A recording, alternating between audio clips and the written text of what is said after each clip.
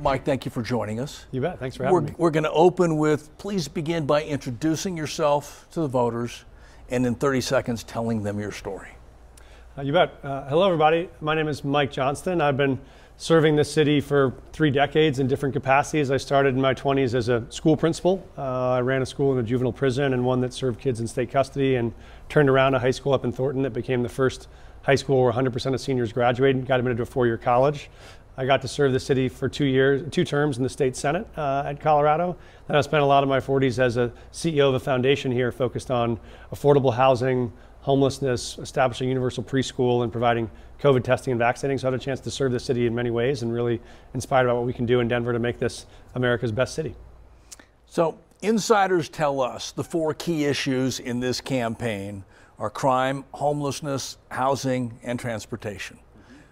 Rank them from most important to least important and explain why.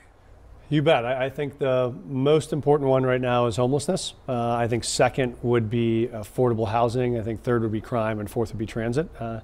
And the reason why I think is homelessness is first is right now it is the overlapping issue that has spillover into so many other issues. Right now the issue is driving increases in crime. It is a result of the challenges around affordable housing, and it is making it tougher for people to live and work and play in all the neighborhoods in Denver, but certainly downtown.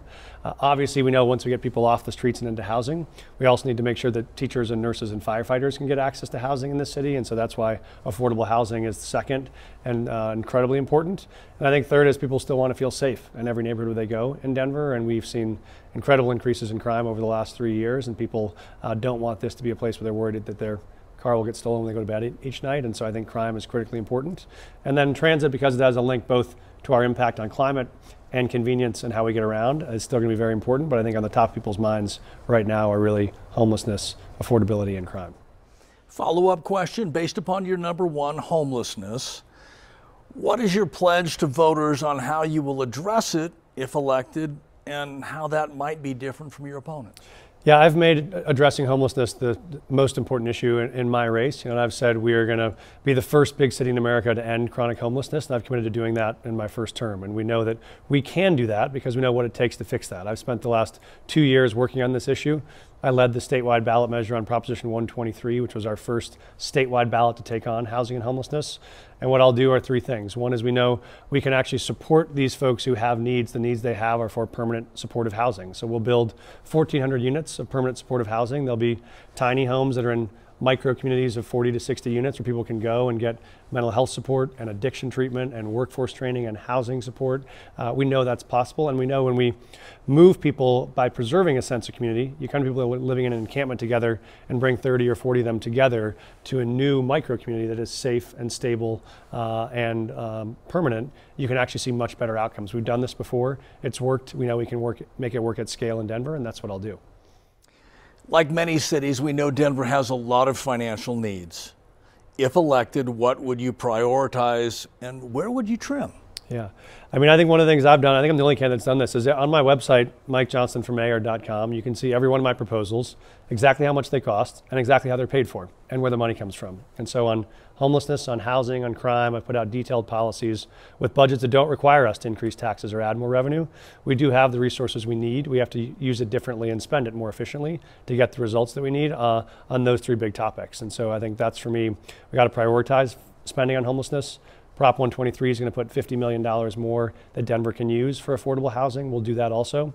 And on crime, we know we can redirect dollars we have to put more first responders onto the streets, including mental health workers, EMTs, and officers.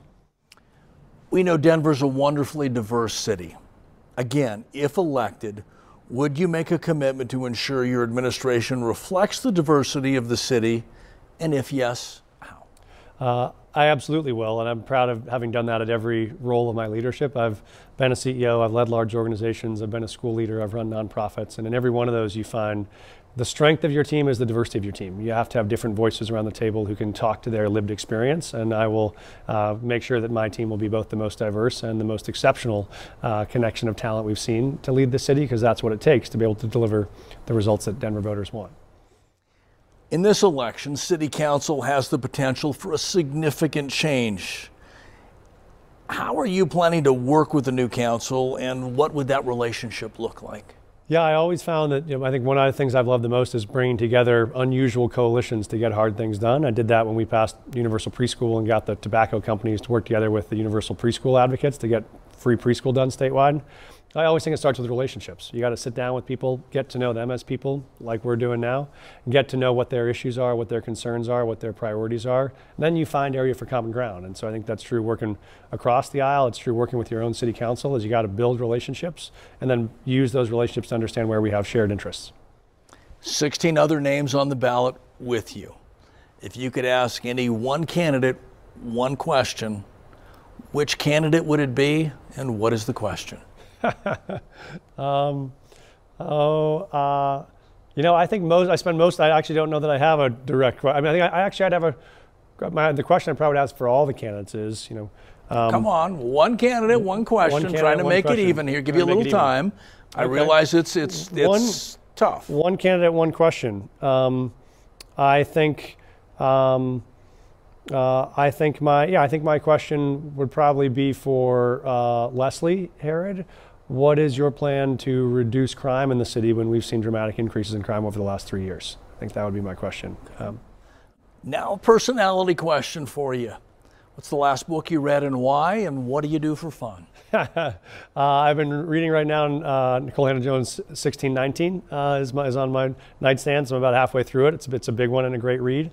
What I do for fun is Why? Why? I just think it's a really important narrative about how we think about the history of race in this country and what this country has done intentionally to both deprive Black and African American families of access to resources and opportunity, and how that's permeated every part of what our culture does. And so I think for me, it's been a really important read. So that's what I'm reading right now. What I do for fun. I both have 3 kids that I raise and chase around, and I also play soccer still for fun, and I ski. So now you have a couple minutes for a closing statement to talk to voters. What do you want them to know about you as they're getting ready to make this decision? Yeah, I think one of the things voters are looking for is who is a candidate who first knows that the problems we're facing are solvable. I think the first challenge Denver faces is somehow believing that these problems can't be solved. We know that they can, and we know that we need a leader who has been able to take on what have seemed like unfixable problems in the past and fix them. I did that as a school principal, getting kids into college. I did it in the state Senate, taking on the NRA and winning on gun safety, or fixing immigration to help undocumented kids get access to college. I've done it as a CEO, building coalitions to pass the state's first affordable housing and homelessness measure, or taking on closing the Black wealth gap by getting families access to down payment assistance to buy homes through our Deerfield Fund.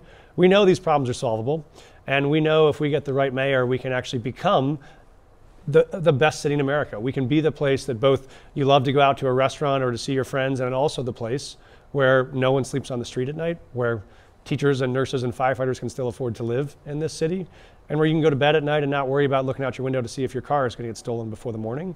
We can be the city that is both safe, that is vibrant, and that is affordable.